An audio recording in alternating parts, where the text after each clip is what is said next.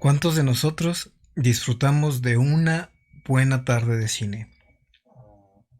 Palomitas de maíz recién hechas, una soda, pero sobre todo de una buena película de terror.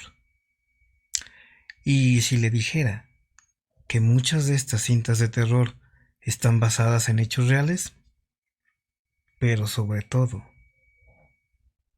que a veces la realidad es más terrorífica que la propia ficción. Acompáñenme esta noche a conocer 10 películas de terror que están basadas en hechos reales. Comenzamos. Ecos del terror. Fantasmas. Misterio. Actividad paranormal. Espectros. Contactos alienígenas. Crímenes escalofriantes. Perversidad humana. Las historias más espeluznantes que te robarán el sueño. Ecos del terror.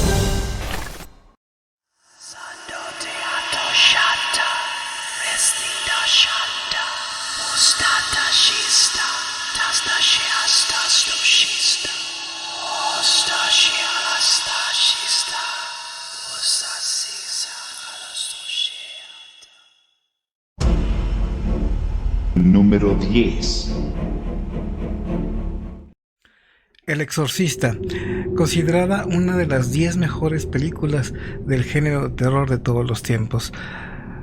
Producida por William Friedkin, que salió a la luz en el año de 1973. Escrita por William Peter Blatty, basado en su propia novela homónima, publicada en 1971. Al estrenarse en la década de los 70, obtuvo una abrumadora aceptación por parte del público y también de la crítica, que terminaron considerándola una de las mejores películas de la historia en su género. Además de esto, la película obtuvo un total de 10 nominaciones a los premios Oscar, incluyendo Mejor Película. El Exorcista todavía es considerada por muchos como una de las mejores y más aterradoras películas de su género. Ha tenido una influencia significativa en la cultura popular.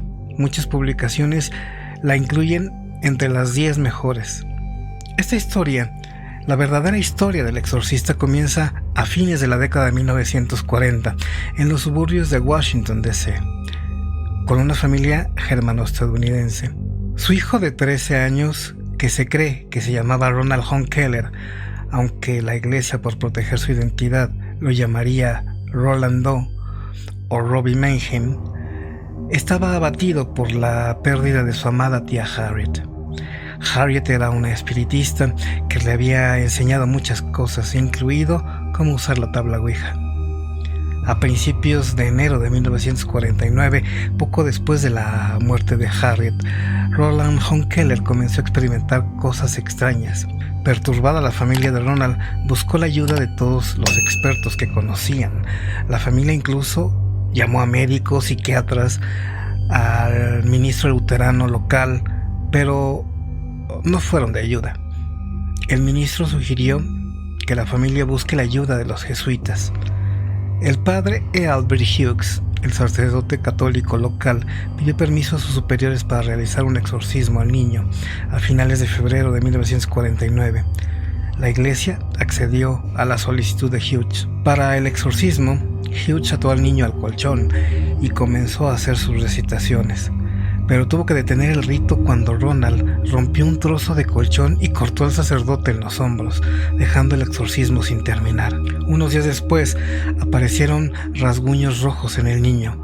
Uno de los rasguños formó la palabra Luis, lo que le indicó a la madre de Ronald que la familia necesitaba ir a San Luis, donde los Hohnkellers tenían parientes, para encontrar una manera de salvar a su hijo. Un primo de la familia asistía a la Universidad de San Luis en el momento de las luchas de Ronald.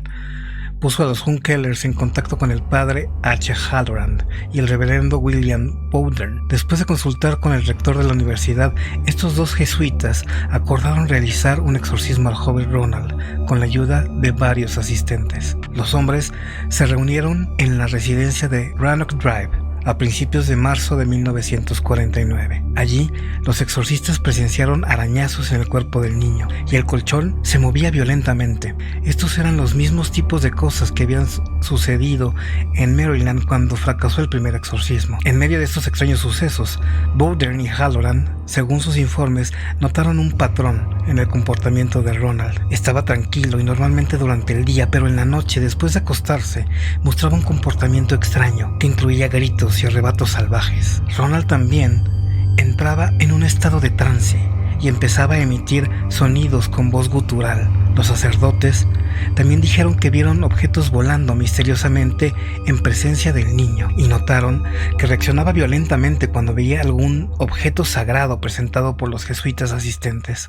Todos estos detalles de la historia real del exorcista llegaron a la película, pero hubo muchos más que no lo hicieron. En un momento, durante esta terrible experiencia de una semana, Bowden supuestamente vio aparecer una X en los rasguños en el pecho de Roland, que el sacerdote creía que significaba el número 10. Otro incidente, un patrón de líneas rojas que formaba una horca, se movió desde el muslo del niño y serpenteó hacia su tobillo. Ese tipo de cosas ocurrieron todas las noches durante más de un mes. Cuando apareció la X roja en el pecho de Roland, llevó a los sacerdotes a creer que estaba poseído por 10 demonios. Los sacerdotes nunca se dieron por vencido mientras continuaban el exorcismo noche tras noche. En la tarde del 20 de marzo, el exorcismo alcanzó un nivel poco saludable. Los padres Albert Hughes, Raymond Bishop, William Bowden y Walter Halloran someten al joven a varias sesiones para exorcizarlo. Con el Rituale Romanum en la mano, los curas tratan de expulsar al demonio del cuerpo de Roland. En una de las sesiones, Roland ataca brutalmente a uno de los curas. Palabras y símbolos satánicos brotan de su piel. De la noche a la mañana, su aspecto empieza a parecer terrorífico. Roland definitivamente está poseído. A cada acción de los sacerdotes, Roland responde con algún movimiento imposible, impropio de un ser humano. Tras varias semanas y varias sesiones, Roland no parece mostrar mejoría.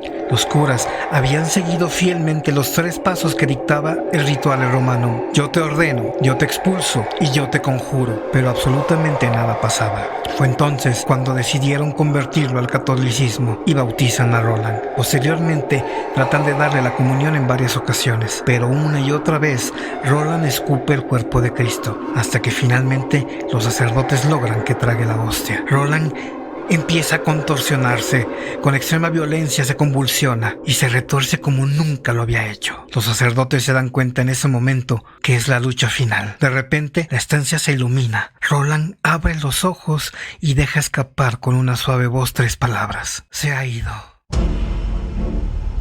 Número 9. La huérfana. Es una película de terror producida por Leonardo DiCaprio y protagonizada por Vera Farmiga, la actriz del Conjuro. Cinta estrenada en el 2009, cuenta la historia de un matrimonio que decide adoptar a una niña de 8 años llamada Esther.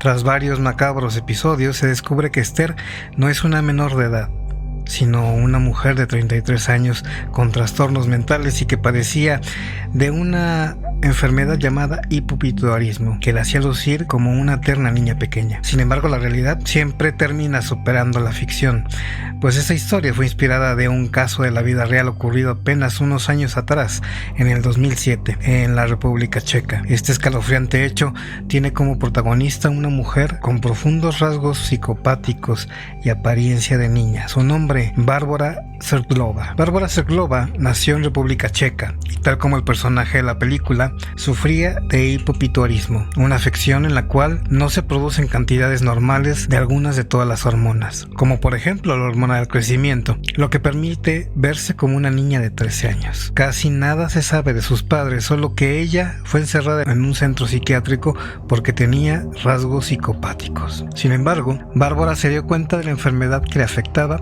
y no dudó en usarla a su favor, haciéndose pasar por una niña y engañando a todos los que la adoptaban. Como todos los psicópatas, la mujer sabía cómo obligar a la gente para que hicieran lo que ella quería. Esto ocurrió con las hermanas Maguerova, Clara y Katerina Mauerova, también oriundas de la República Checa, sufrían de episodios esquizofrénicos. Aunque intentaban llevar una vida normal, Clara conoció a Barbova mientras estudiaba en la universidad. Se hicieron amigas y la niña le aseguró que había escapado de un centro de menores por los malos tratos y que no tenía dónde ir, por lo que Clara decidió llevarla a su casa en Kiurim, a 200 kilómetros del suroeste de Praga. Clara Mauerova acababa de separarse del padre de sus hijos de 8 y 10 años y le había pedido a su hermana, Katerina, irse a vivir con ella. Con la llegada del nuevo integrante de la familia, todo empeoró. Según consigna el diario inglés Daily Mail, Barbova comenzó a sentir celos por la atención que recibían los niños y los inculpaba de cualquier desastre que ella hacía. Barbova logró convencer a Clara y Katerina para que se unan a la secta religiosa, el movimiento Grial, a la que ella pertenecía. Esta era liderada por un ser conocido como el Doctor, quien se comunicaba con sus fieles por mensajes de texto y abogaba por el canibalismo, la promiscuidad sexual y el incesto. Las hermanas Mauerova aseguraban que sufrían de alucinaciones iguales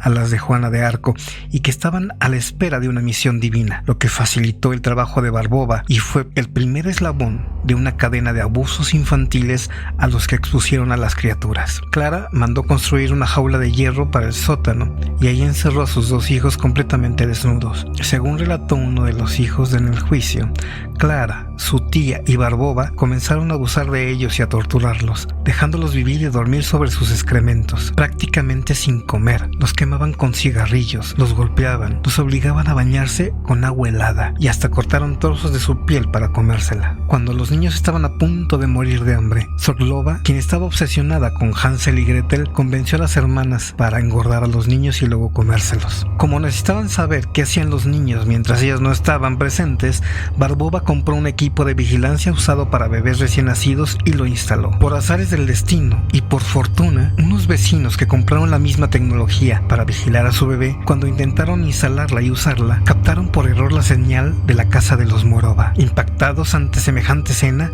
dieron de inmediato aviso a las autoridades. Al entrar al sótano, encontraron a los 2 niños desnudos en el interior de la jaula y a una tercera niña que lloraba pidiendo ayuda. Efectivamente, la tercera niña era Barbova, planeando salirse con la suya, quien dijo a la policía que su nombre era Anika y que había sido adoptada por Clara. Los oficiales arrestaron a las mujeres y se llevaron a los 3 niños al hospital, donde uno de ellos lamentablemente falleció. En tanto, la llamada niña Anika escapó y desapareció. Durante el juicio, las mujeres reconocieron sus crímenes, pero aseguraron que fueron manipuladas por Barbova, quien también fue acusada por el niño que sobrevivió.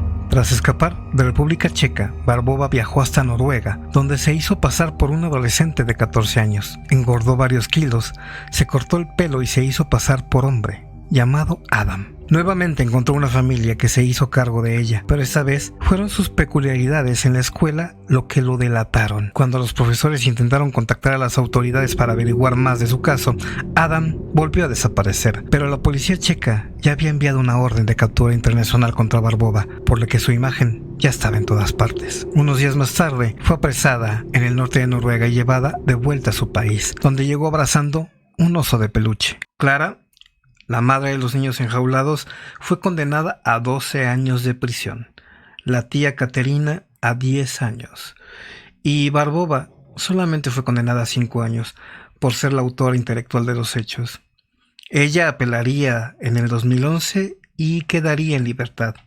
Actualmente no se sabe nada de Barbova.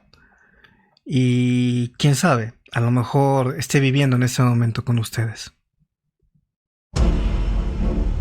Número 8. Líbranos del mal.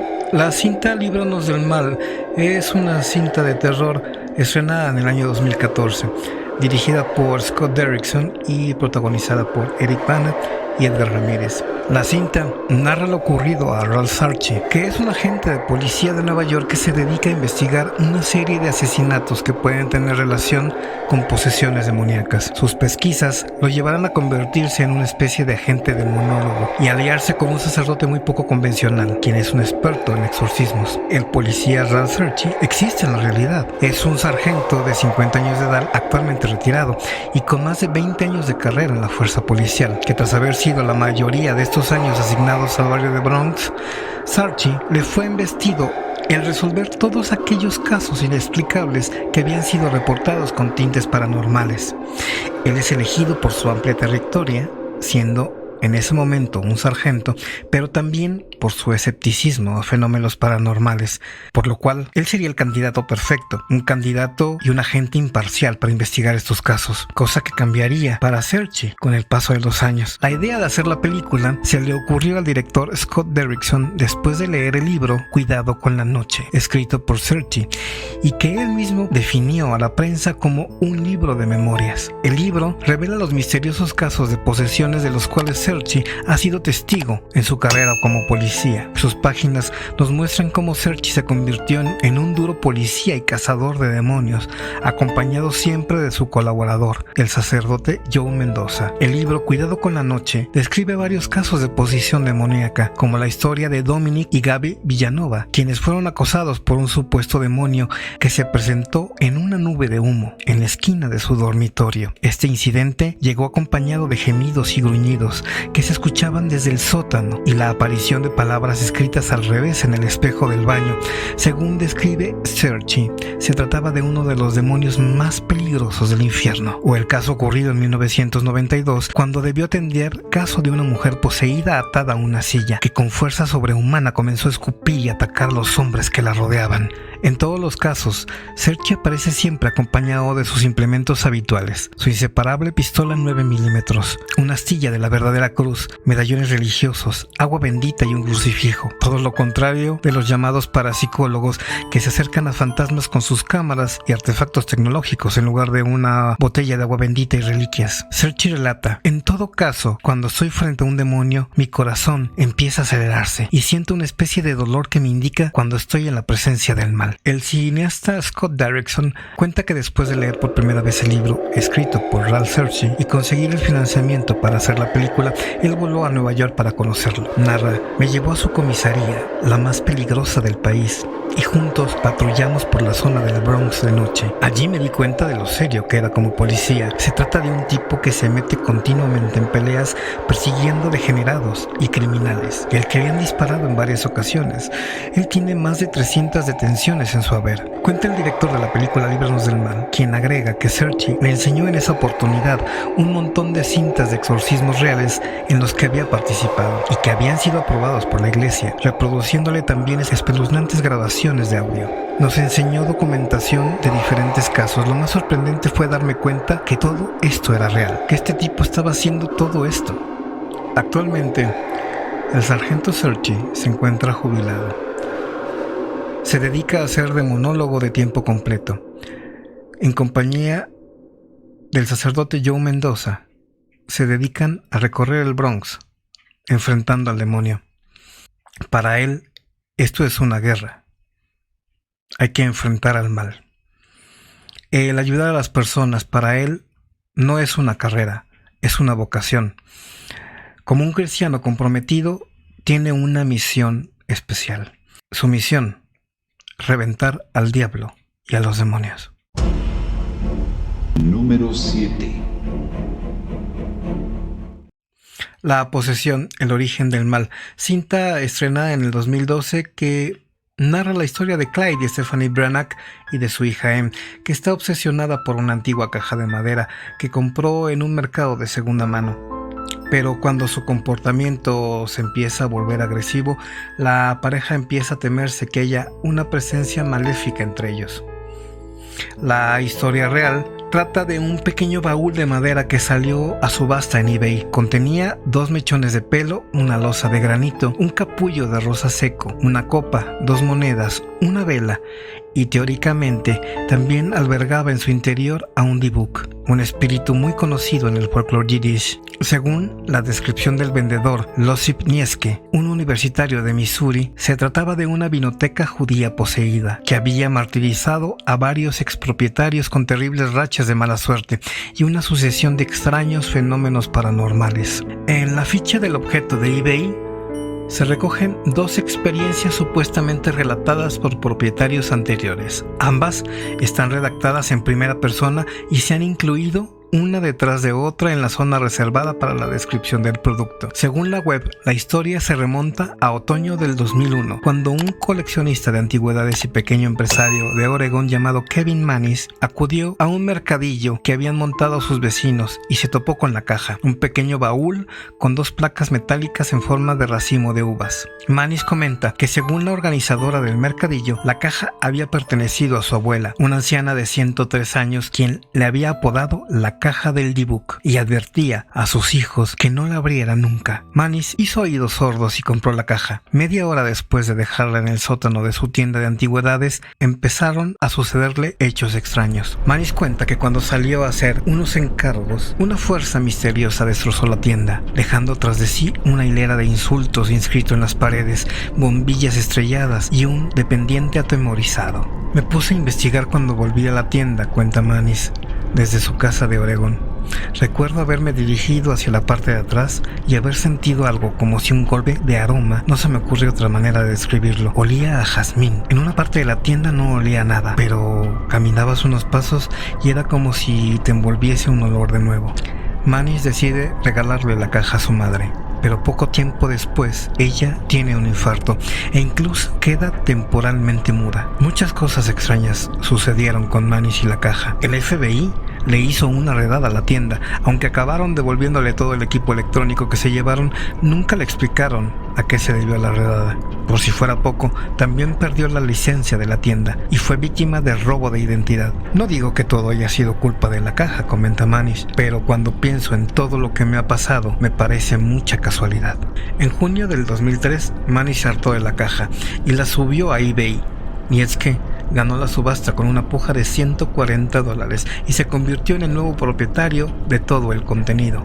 Niezke también relata sus supuestas experiencias en la ficha de producto de eBay. Indica que padeció olores extraños en su casa, una infestación de insectos, dispositivos electrónicos que dejaban de funcionar inesperadamente, y empezó a tener manchas oscuras y verticales en la visión periférica.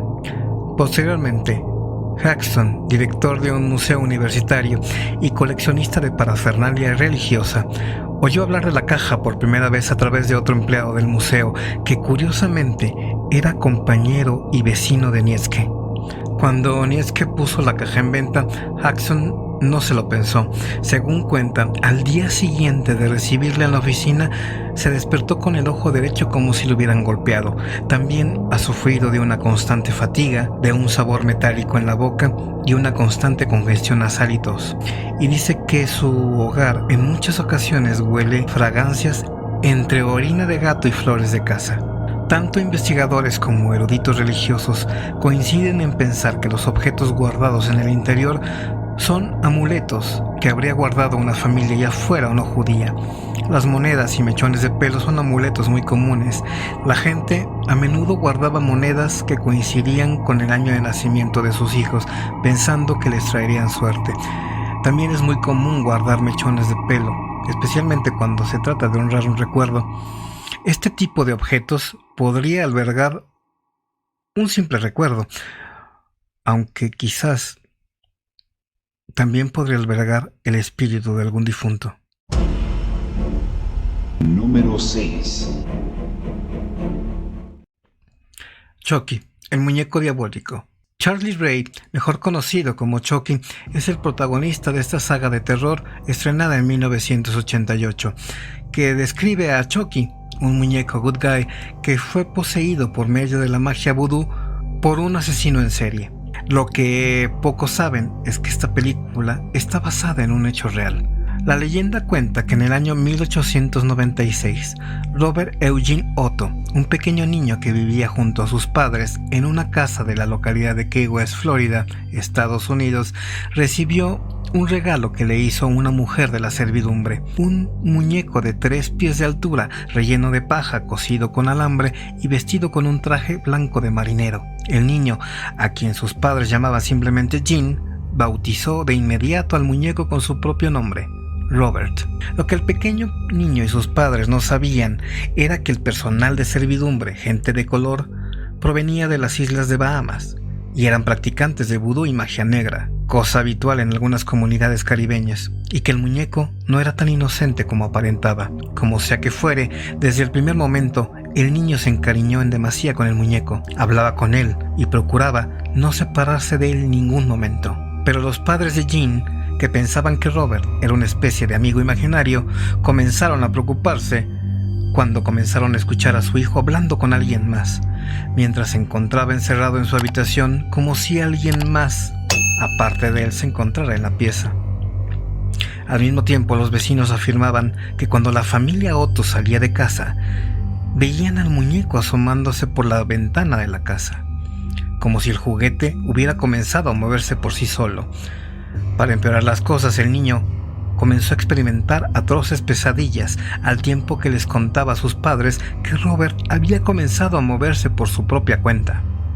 En una ocasión, mientras el niño dormía, se escuchó un estruendo en su habitación. Cuando sus padres fueron a verlo, encontraron la mayoría de los muebles volteados y al muñeco tirado al pie de la cama. Cuando le preguntaron a su hijo por qué había hecho eso, este les respondió llorando: "No fui yo, fue Robert". Sospechando que algo extraño pasaba con el muñeco, los padres del niño decidieron sacar el juguete de la pieza del niño y dejarlo tirado en un rincón en el ático de la casa. No quisieron botarlo, pues su hijo se había encariñado demasiado con él. Con el paso del tiempo, Robert quedó arrumbado en ese lugar, cubriéndose de polvo. Años más tarde, muertos los padres de Jean, convertido en un pintor, recibió como herencia la casa donde había pasado su infancia, así que decidió mudarse de nuevo en compañía de su flamante esposa. Quería aprovechar el amplio espacio de la antigua vivienda para poder pintar sin problemas y sobre todo darle un adecuado uso al bello mirador de la casa, una bella torre de madera de 3 pisos.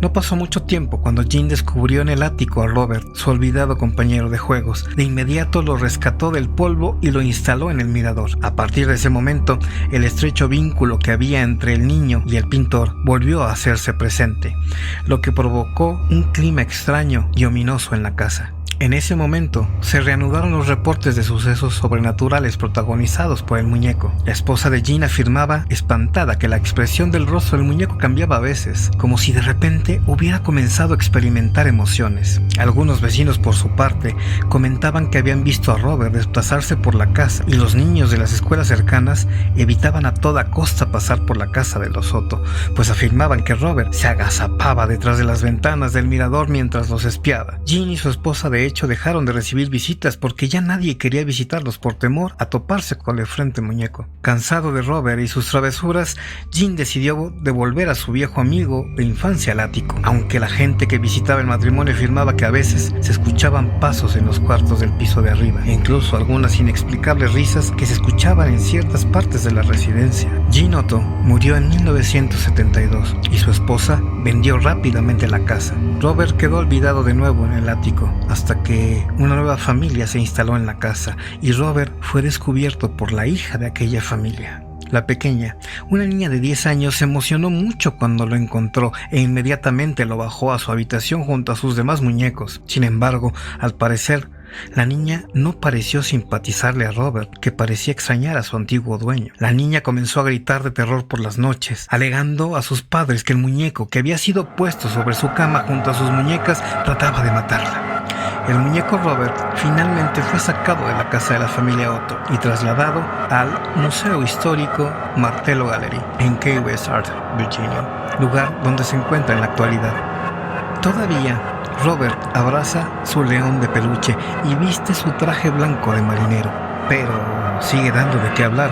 Algunos trabajadores del museo afirman que en el mes de octubre el muñeco se vuelve más activo y por las noches se pueden oír golpeteos contra el vidrio de la recámara transparente donde se encuentra. Y no solo eso, pues a veces el muñeco aparece recargado sobre la vitrina de exhibición como si se hubiera movido por sí mismo.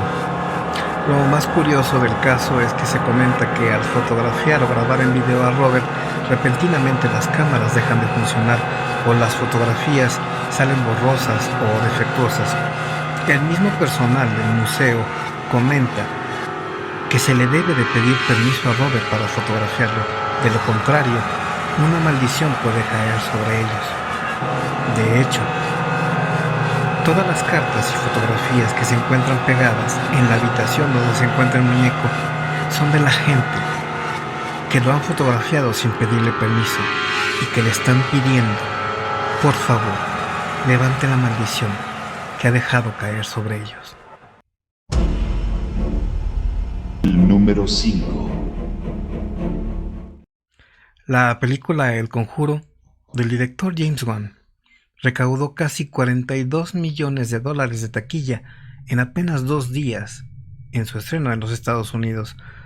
La cinta muestra a los personajes Lorraine y Ed Warren, una pareja de investigadores de sucesos paranormales que acuden al llamado de la familia Perron, quienes aseguran que su casa, ubicada en Rhode Island, está poblada por entidades demoníacas. Lo que muchos ha impactado es saber que esta cinta está basada en hechos reales, pues los Warren sí existieron en realidad y se hicieron famosos en el país de Estados Unidos por dedicar sus vidas a conjurar y a cazar fantasmas y espíritus malignos en distintas casas estadounidenses, tal como lo ocurrió en el caso de la familia Perron, que se contactó con los Warren para que investigaran aterradores sucesos paranormales que sucedían en el lugar, dando pie a lo que se desarrolla durante la película.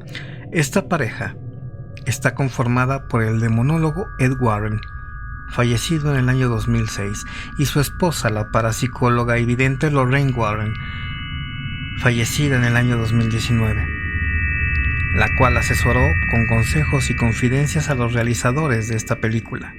En 1971, Roger y Carolyn Perron se mudaron a una granja colonial en Harrisville, en Rhode Island, con sus 5 hijas, e inmediatamente empezaron a experimentar diversas experiencias sobrenaturales. Según la familia, el primer fenómeno que ocurrió fue la escalofriante presencia de un espíritu que tenía la costumbre de tocar la puerta de la casa por la noche, despertando a toda la familia. Los espíritus, a partir de entonces, comenzaron a manifestarse en diversas formas. El espíritu más temido y violento era una entidad maligna que se identificó en una sesión de espiritismo como Betsabe, quien quería tomar control sobre Carolyn, la madre de la familia Perron. Andrea, la hija mayor del matrimonio, aseguró que Betsabe, a quien llamó un alma olvidada de Dios, posiblemente todavía se creía la dueña de la casa y por eso estaba empeñada en sacar a su madre de la vivienda, y también quería para sí a Roger y a las 5 hijas. Betsabe atormentaba a mi madre con su mayor temor, el fuego. El espíritu se acercaba a ella en la noche. Mi madre la describe como un ser que tenía la cara espantosa y deforme, con la cabeza inclinada a un lado y con el cuello roto. No tenía ojos ni boca y parecía como las telarañas que cuelgan en las esquinas de las bodegas. Según cuenta la leyenda local, Betsabe fue una sospechosa de ser bruja y acusada, de hecho, de sacrificar a un niño como una ofrenda al diablo. Más de 2 docenas de muertes misteriosas ocurrieron en la propiedad mientras ella vivió ahí. Según los mismos relatos, Betsabe vivió una vida miserable y murió de anciana en 1885, pero con su deceso no habrían cesado las muertes. Posteriormente, dentro de la misma propiedad, habrían ocurrido 2 suicidios documentados. Uno de ellos, ahorcamiento en las vigas del granero, un envenenamiento, una violación y el asesinato de una niña de 11 años, 2 ahogamientos y la muerte de 4 hombres por congelación. La familia Perron vivió durante una década en la temida casa y solo salieron cuando la propiedad fue exorcizada. Andrea Perron escribió posteriormente el libro House of Darkness, House of Light, en la cual narra la terrible experiencia por la cual pasó su familia. A partir de este volumen se hizo el guión adaptado para la película del Conjuro, que fue realizado por la misma Andrea, quien afirmó: nadie en mi familia se sorprendió demasiado o se asustó al ver el film, ya que lo que ocurrió en mi casa fue mucho más terrorífico de lo que se mostró en la pantalla. Andrea Perron relata que al principio muchas de estas presencias sobrenaturales parecían ser inofensivas, como una a la que mi hermana llamaba Manny. Él era un alma compasiva y creemos que en realidad se trataba del espíritu de Johnny Arnold, quien se suicidó en un alero de la casa en 1800. Se aparecía en la casa a cuidar de nosotros, siempre en el mismo lugar, en el pasillo ubicado entre el comedor y la cocina. Esta aparición solo solía apoyarse contra la puerta y ponía una sonrisa torcida, como si se divirtiera con los niños, pero tan pronto hacíamos contacto visual, él desaparecía. Andrea Perron Añade finalmente que todos los que vivieron posteriormente en la casa embrujada de Rhode Island experimentaron en menor o mayor grado la presencia de entidades sobrenaturales. Dice ella, algunos han salido gritando y corriendo por sus vidas. El hombre que se mudó allí para iniciar la restauración de la casa cuando la vendimos salió gritando, sin su auto, sin sus herramientas, sin su ropa. Nunca regresó a la casa. Las personas que compraban la propiedad siempre se mudaban muy brevemente. La casa estuvo vacante durante muchos años. Contrariamente a lo que sucede en la película El Conjuro, Ed y Lorraine Warren no consiguieron librar jamás a la casa de los espíritus que ahí moraban. De hecho, Andrea Perron describe que la casa estaba demasiado cargada. Estaba cargada de tragedias, pero sobre todo de muertes. Número 4. El exorcismo de Emily Rose. Es una excelente película de terror que se estrena en el año 2005, que narra la historia de Emily Rose, una joven universitaria católica y muy devota que empieza a sufrir visiones aterradoras y decide contactar a un sacerdote, Richard Moore, convencida de que ella necesita un exorcismo. Esta cinta está basada en un hecho real, la historia de Annalise Michel. Annalise Michel nació el 21 de septiembre de 1952 en Alemania Occidental. Annalise creció bajo el seno de una familia sumamente católica, siendo inculcada de manera estricta en el ámbito religioso, más por su madre. La joven Annalise siempre fue considerada amable y sumamente devota, además de inteligente, soñando con poder estudiar en la universidad y poder ayudar a sus padres, los cuales se dedicaban a una pequeña granja. Según registros, se sabe que comenzó a tener sus primeros ataques de epilepsia a la edad de 17 años de edad, en 1969, siendo internada un tiempo en el hospital psiquiátrico de Würzburg. Cuando salió, pudo terminar sus estudios de preparatoria. Annalise se matriculó en la Universidad de Wurzburgo en 1973, logrando así dar el primer gran paso para su sueño. A pesar de esto, se especula que el haber estado en el hospital realmente no ayudó mucho con su condición, pues, aunque los ataques fueron relativamente controlados, no cesaron. Cayó en depresión y se frustraba por los tratamientos. Conforme el tiempo pasaba, su condición empeoraba, y tanto ella como sus padres comenzaron a pensar que su estado mental y físico no se debía a una enfermedad, sino a poderes malignos. Para ese entonces, Annalise decía ver constantemente algo que ella llamaba caras malignas en los rostros de las personas, y ya había acudido en 2 ocasiones a la iglesia pidiendo que se le realizara un exorcismo, algo que obviamente fue rechazado. A finales de 1973, Annalise comenzó un tratamiento con Tegretol, el cual es un estabilizador emocional. Louis Alt, un párroco con cierto prestigio en el ámbito de los exorcismos en Alemania, conoció a Annalise en 1973 y se convenció que presentaba síntomas de estar poseída. Aquí hay un dato curioso.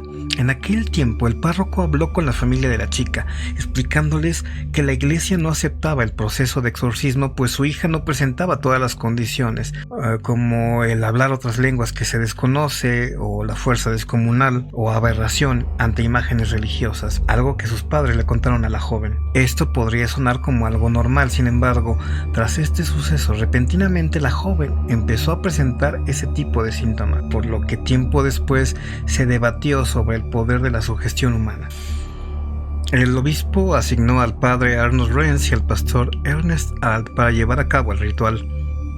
Fue así como los religiosos comenzaron a tener 2 sesiones semanales hasta de 4 horas al día, las que se extendieron durante 9 meses. En ellas pudieron identificar a 6 demonios que habitaban en su cuerpo, entre ellos Lucifer, Judas Iscariote, Nero, Caín y Adolfo Hitler. Durante sesiones, Annalise adquirió una fuerza sobrehumana que requería que fuera sujetada por 3 hombres distintos o encadenada a una pared.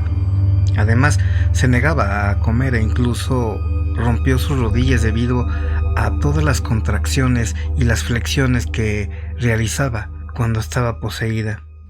Decenas de cintas almacenan más de 42 horas de grabaciones de los rituales, los que también fueron presenciados por vecinos y amigos de la familia, quienes señalaron que la joven era capaz de hablar en diferentes lenguas e inclusive tenía distintas voces. El último exorcismo fue el 30 de junio de 1976. Para ese entonces Annalise estaba en un estado deplorable. No solo sufría de neumonía, sino que también estaba desnutrida y deshidratada. Su condición era tal que no pudo soportar la intensidad del ritual y falleció en su casa, tras decirle a su mamá que tenía miedo. Los exorcistas informaron la muerte de Annalise durante la jornada siguiente, siendo enterrada en el patio de su propia casa.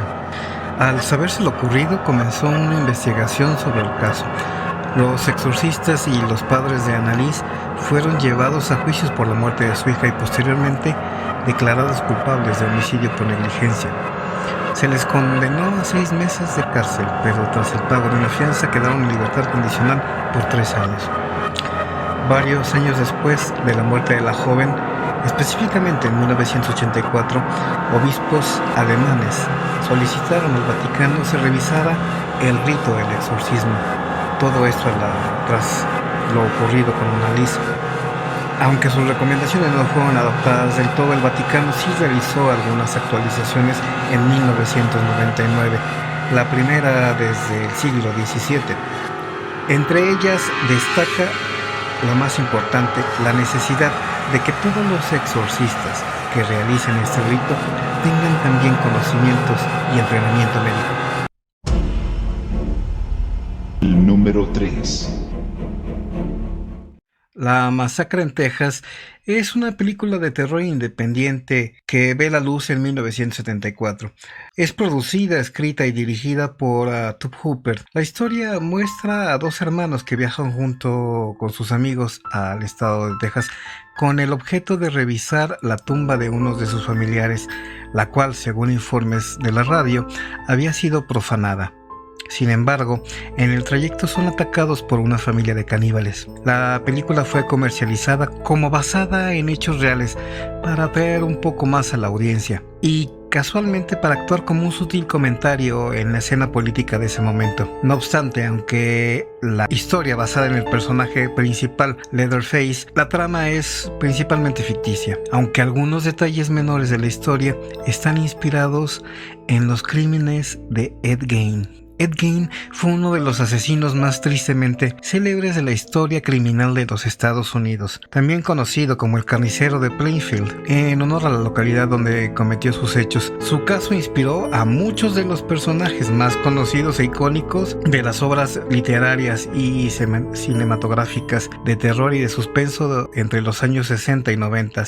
Ed Gein nació y se crió en una granja en las afueras de un pueblo llamado Plainfield, en el condado de La Crosse, en Wisconsin, fruto de la unión de George, un padre maltratador que se caracterizaba por su falta de devoción a la familia, y su madre, Augusta. Ella era una fanática religiosa con fuertes convicciones que despreciaba a todos los hombres. Este matrimonio obviamente se caracterizó por un estilo de crianza muy deficiente, que puso y contribuyó a crear la personalidad antisocial de Ed. Por ello, la infancia de Ed y su hermano Ed fue muy dura.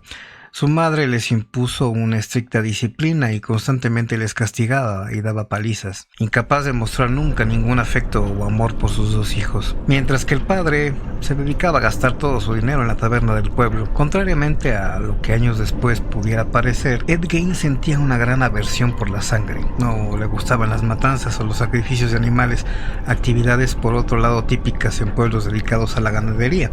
El 8 de diciembre de 1954, un granjero del pueblo llamado Seymour Lester entró a la taberna de los Hogan y la encontró desierta. A pesar de estar la puerta abierta y las luces encendidas, al ver que nadie salió a atenderle, indagó por la estancia y encontró un cartucho calibre 32 junto al rastro de sangre seca que empezaba justo detrás de la barra y conducía hasta más allá de la puerta trasera. El rastro conducía hacia el aparcamiento de detrás del local, donde el hombre pudo observar que el coche de la propietaria, Mary Hogan, seguía aparcado en su sitio habitual. y que el río de sangre se perdía junto a unas marcas de neumáticos recién hechas en la nieve. La noticia acerca de la desaparición de Mary Hogan causó un gran impacto en la pequeña localidad y se dispersó por los pueblos de los alrededores. Todos los habitantes del pueblo especulaban acerca de lo que podía haber sucedido. El dueño del aserradero recordó haber visto a Ed Gein sentado en el fondo de la barra de la taberna de Hogan, solo y absorto en sus pensamientos, contemplando a la propietaria con ojos fríos e inexpresivos. Él y muchos otros vecinos que habían conversado con Ed recordaron cómo este bromeaba frecuentemente sobre el paradero de Mary Hogan, con frases como no ha desaparecido, de hecho está ahora mismo en mi granja. Pero ninguno de estos comentarios alarmaron nunca a nadie, puesto que lo atribuían a otra muestra más del comportamiento excéntrico del granjero. El 16 de noviembre de 1957, cuando el caso ya estaba empezando a quedar en el olvido, Ed Gein asesinó a la dueña de una ferretería, Bernice Gordon, disparándole un tiro en la cabeza con un rifle de caza, de la misma manera que 3 años antes arrastró el cuerpo hacia la parte trasera del local, cargándolo en su furgoneta y llevándoselo de ahí. Pero esta vez cometió un error. Ed había entrado con la excusa de comprar líquido anticongelante para su furgoneta y su nombre estaba apuntado en el libro de contabilidad de la tienda como el último cliente. Mientras 2 agentes de la policía arrestaban a Ed, otros 2 fueron a registrar su granja y lo que vieron al entrar en el cobertizo de las herramientas les heló la sangre. El cadáver de una mujer colgaba boca abajo de unas poleas, decapitado y desnudo. Había sido abierto en canal desde el pecho hasta la base del abdomen y vaciado completamente por dentro. Las tripas estaban metidas dentro de una bolsa de esparto y en otra bolsa apareció la cabeza de Bernice Gordon. Tenía unos garfios atravesando las orejas, preparada para colgar del techo a modo de decoración. Al seguir inspeccionando la granja, además de una gran acumulación de basura y desperdicios, encontraron un espectáculo macabro. Una colección de cráneos humanos, algunos enteros y otros cortados transversalmente, como para ser usados como cuencos. Encontraron también máscaras hechas con piel humana, que decoraban la habitación de Ed, así como sillas y varias prendas de vestir confeccionadas de la misma manera. Había cajas con huesos humanos adentro y en la cocina hallaron una olla hirviendo con el corazón de Bernice Gordon. También hallaron la cabeza de Mary Hogan en una de las bolsas. La única habitación de toda la casa que estaba intacta era la de su madre, que estaba sellada con tablones de madera desde que falleció. Ya en la comisaría, Ed admitió que muchas veces sentía la necesidad de acudir al cementerio y exhumar los cadáveres de las mujeres muertas que le recordaban a su madre. A veces se llevaba los cuerpos enteros, mientras que otras veces simplemente aquellas partes que más le interesaban. Según dijo, nunca había mantenido sexo con los cuerpos porque decía que olían mal. Asimismo, Ed Gein reconoció que muchas veces oía la voz de su madre antes de dormirse y que de alguna forma le instaba a matar.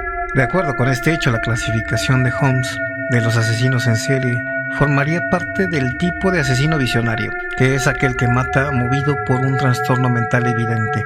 Este trastorno provoca en quien lo padece una ruptura con la realidad y, debido a delirios y alucinaciones, cumple las órdenes de matar de algún tipo de personas que suelen reunir alguna característica común entre ellas. Estos mandatos suelen provenir de seres de otro mundo o del mismísimo diablo, pero también de seres que por alguna razón u otra han ejercido un gran dominio sobre los asesinos. Ed Gein ingresó en el manicomio de Mendoza en 1958 por tiempo indefinido, decisión que no le gustó a los familiares de las víctimas, que pedían un juicio que nunca llegó a celebrarse. Tras convertirse en un recluso modélico, destacando por su buen comportamiento tanto con guardias como el resto de los internos, en 1974 pidió su libertad. El juez que llevaba el caso solicitó que se le practicara un segundo informe llevado a cabo por 4 psicólogos, que determinaron unánimemente que Ed Gein debería de continuar confinado. Finalmente, Ed Gein murió por una insuficiencia respiratoria el 26 de julio de 1984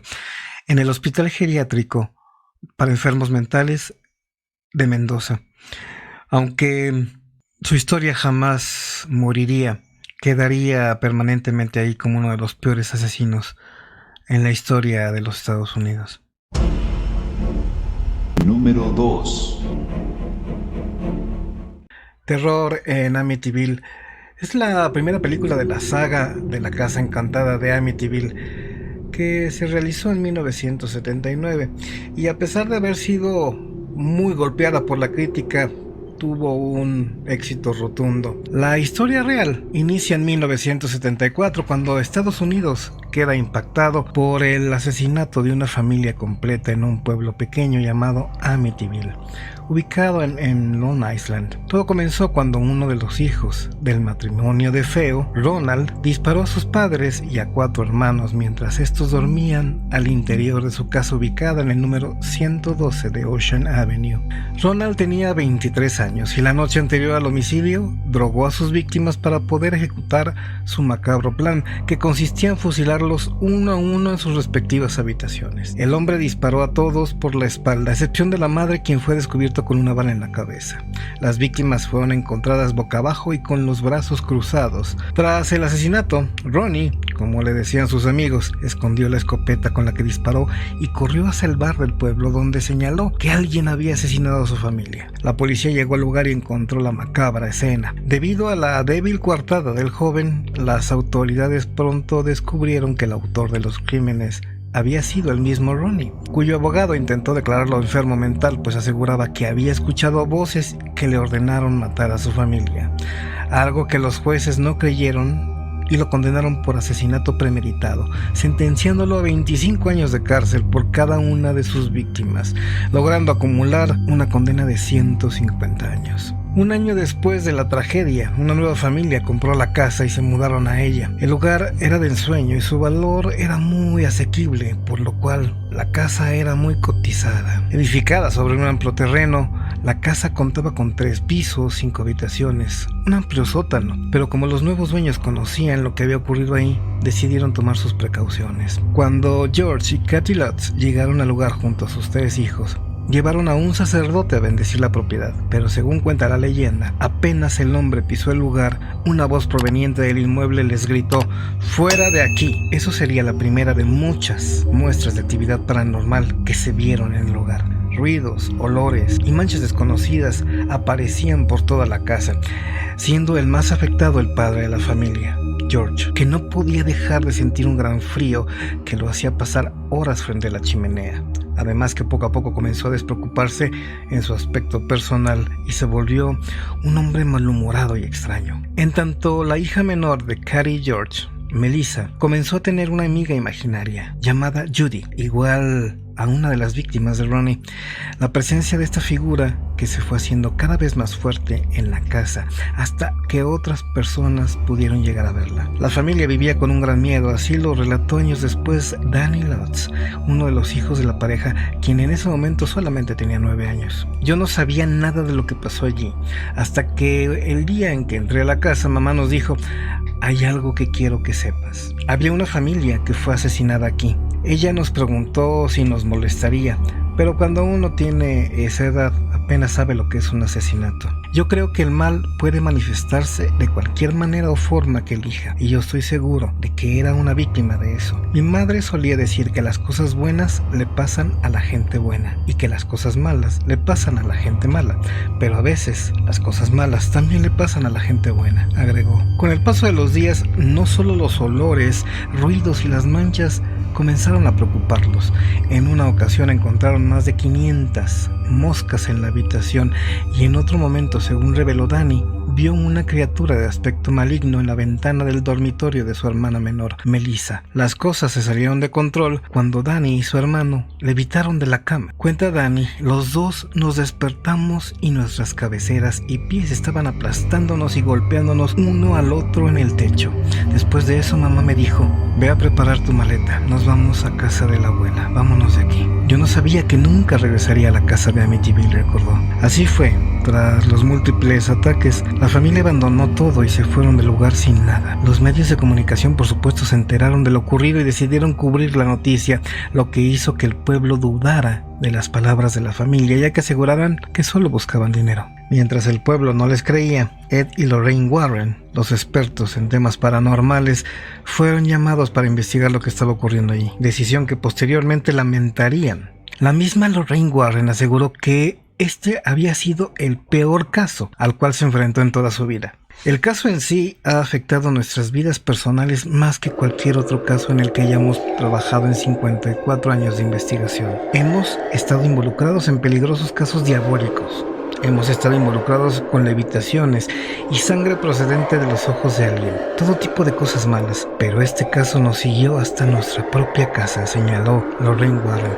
Nos atacaron la primera vez que entramos a la casa y eso es muy inusual. Durante el tiempo que duró la investigación, la pareja no solo fue agredida físicamente. Ed Warren fue lanzado al piso varias veces mientras rezaba. Aseguraba haber sentido una presencia demoníaca y Lorraine haber visto los cuerpos de la familia de Fenn.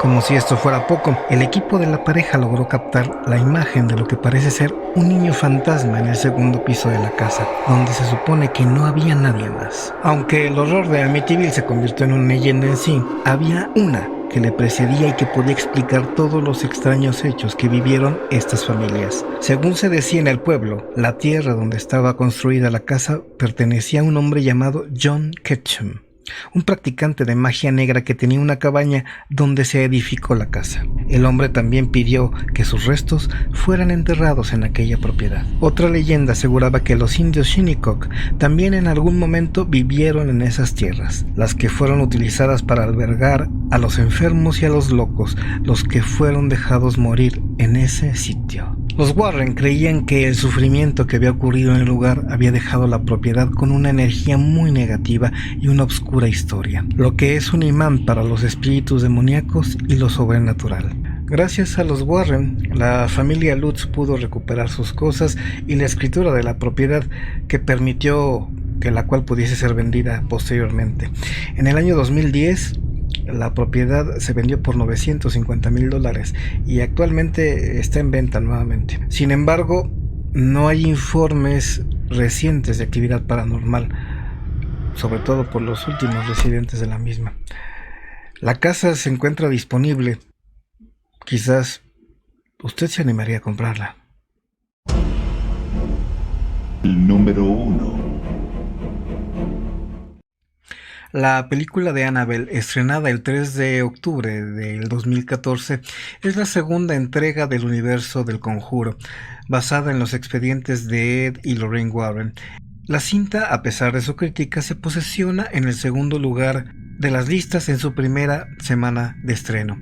La cinta empieza con 3 jóvenes entrevistados por Ed y Lorraine Warren, que hablan sobre las experiencias con una muñeca a la que habían llamado Annabelle y que supuestamente estaba poseída. Sin embargo, como en todo el universo basado en los expedientes de Ed y Lorraine Warren, esta película está basada también en un hecho real. La realidad es que Annabelle fue el regalo de una madre a su hija Donna en 1970, quien estaba en este momento estudiando enfermería. La joven de 18 años colocó este regalo en la habitación del departamento que compartía con una amiga. Le ayudaba a recordar a su madre, pero poco a poco empezó a ver cosas extrañas, como narró después. Según su testimonio, la muñeca aparecía diariamente en una posición diferente a la que le había dejado. En algunas ocasiones, con las piernas cruzadas, los brazos en distinta posición, hasta el punto de que con el tiempo, Donna llegó a afirmar que hasta cambiaba de habitación. La cosa no acabó ahí, puesto que empezaron a aparecer notas escritas por alguien desconocido o mensajes como "ayúdanos" o "ayuda a Lou", y un día dramáticamente descubrió un hilillo de lo que parecía sangre bajo la muñeca. La situación provocó que la asustada aprendiz de enfermería y su compañera de piso, Angie, llamaran a alguna medium para que intentara averiguar lo que estaba pasando. La experta en estos fenómenos acudió al lugar y después de una sesión les informó de que el espíritu de una niña de 7 años llamada Annabelle Higgins había poseído a la muñeca. La menor, al parecer, había fallecido en el lugar. La situación se volvió más grave poco después, cuando un amigo de Donna que frecuentaba la casa, Lou, se quedó dormido y despertó sin ser capaz de moverse.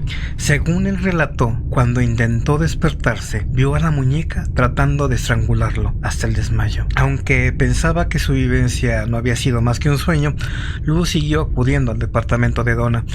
En alguna otra ocasión, Lou escuchó sonidos que provenían del cuarto de Donna, que estaba completamente vacío.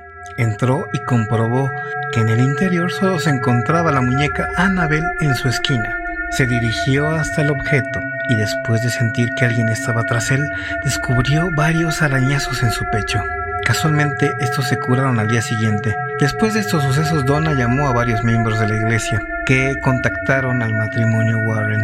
Ed y Lorraine investigaron el caso y llegaron a la conclusión de que ningún espíritu humano había podido poseer al juguete. Tenía que haber sido un demonio. Por ello, pidieron a un religioso, el padre Cook, que practicara un exorcismo en el apartamento para limpiar la casa. Acto seguido, los Warren cogieron la muñeca y se la llevaron con ellos, sin que se conocieran más agresiones ni otros sucesos extraños hasta la fecha. La verdadera muñeca Annabelle todavía puede contemplarse el día de hoy en el Museo del Oculto de Ed y Lorraine Warren en Monroe, Connecticut. Aunque las visitas están restringidas, es posible tener acceso al lugar a través de diferentes eventos que en el lugar se organizan periódicamente. Actualmente, Annabelle se encuentra encerrado en una caja de madera y sellado por un cristal. Un letrero advierte a los visitantes del inminente peligro que encierra este aparentemente simpático juguete. Y por si acaso, un sacerdote acude 2 veces al mes para rociar agua bendita sobre Annabelle. Como puede ver, la realidad muchas veces supera la ficción. Algunos de estos casos son tan dramáticos, tan extensos y tan espeluznantes que es imposible hablar de ellos en unos cuantos minutos, por lo cual en futuros videos trataremos de detallar algunos de estos casos más profundamente. Como anécdota personal, cuando nosotros realizamos la investigación de algún hecho paranormal para llevárselos a ustedes, generalmente nos toma algunos días hacer la investigación, entre la investigación, la grabación y la edición del video. Casualmente, en esta ocasión nos llevó muchísimo más tiempo de lo habitual. Y nos llevó muchísimo más tiempo de lo habitual porque empezaron a ocurrir cosas extrañas, sucesos inexplicables. Las luces se apagaban inexplicablemente, el equipo dejó de funcionar en varias ocasiones, el micrófono no grababa, lo que se grababa y se editaba no quedaba guardado, se eliminaron más de 7, 8 videos que ya estaban hechos. En fin, sucesos que no son normales, no son habituales, no suceden habitualmente cuando realizamos una investigación. Por lo que un servidor, de forma personal, quiere llegar a pensar que alguno de estos casos no quería salir a la luz. No sé, usted tiene la última palabra. Por mi parte, no queda otra cosa más que despedirme. Yo soy su amigo Ricardo de León, que les desea que tengan una excelente noche, que descansen, que duerman bien, si es que pueden. Nos vemos.